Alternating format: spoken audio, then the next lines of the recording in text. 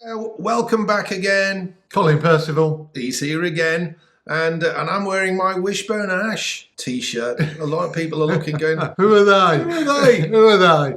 Are they still alive? Doesn't matter. It just happened to be one of the best bands that ever graced the planet, in my humble opinion. Colin, wind farms. I'm aware of the fact that we're trying to build lots and lots of huge, great pylons across Scotland for an anticipated surge in the supply of new electricity from these offshore wind farms. And many of the offshore wind farms in the ScotWind likely to be or being considered as floating wind farms as well. Now, I'll show a few little clips here as we're talking. And this is when I was on a flight last week coming up from Heathrow. And the visibility wasn't too bad. And here you can see is the Moray Firth, the huge great wind farm here. Lots and lots of turbines, generally in rows.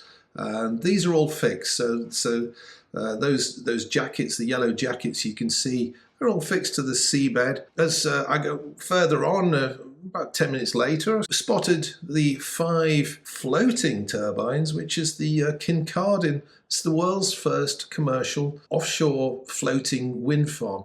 Now, by commercial, it means it's linked up to the grid. It supplies the grid with electricity. Now, that's been going for a few years now, but I understand not doing too well financially. No, I mean, the last numbers we saw is that it lost money and most of its income was from subsidies. And it's a real challenge for floating offshore wind to be commercially viable. Speaking to a number of people in the supply chain, so looking at the engineering and the logistics, and I mean, very, very challenging. If you can imagine, here's this massive great tower with a big windmill on the top of it, and it's actually on a structure which, if you think about the forces that are applying, and wind, of course, gusts, it drops and it goes forward. So this thing's going backwards and forwards. It then has to be moored to the seabed. And some of the chains, that are required are enormous. And they're kind of being pulled sometimes absolutely tight as a guitar string, And I think there's a real big challenge there for the supply chain in terms of the amount of projects people are talking about in terms of offshore floating wind. Actually delivering them looks a real challenge in the time frame that people are talking about. They get the power to the beach, and that's going to land somewhere up in on the north coast of Scotland. Say, well, there isn't much industry or people or homes in that part of the world. So huge, great pylons have got to be constructed and boosting station, and it's got to then be moved hundreds of kilometres south into the first population centre of significant size, which will be the central belt of Scotland, the area between Glasgow and Edinburgh, and then on down into England, where obviously the vast majority of people in the UK live. Well, I always say Scotland's population is about the same size as Yorkshire. And one of the big issues is getting a grid connection. That's at least a decade. I know the current government has said they're going to reduce that, but it's a real big challenge to get a grid connection and then, putting all the transmission system when it's above ground across Britain.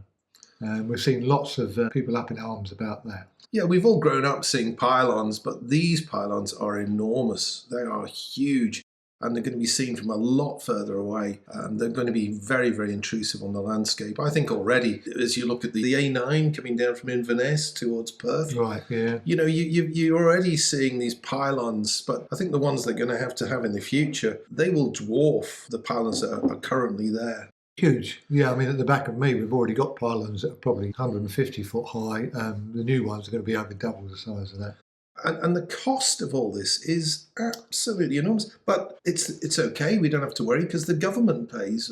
What does that mean exactly? Well, all the wind farms are underwritten by contracts for difference. Not to say all of them, most of them. Certainly all the recent awards are under contracts for difference, which basically guarantee the producer of electricity at the wind farm a price for their electricity. So it's basically baked in high prices for us for decades to come.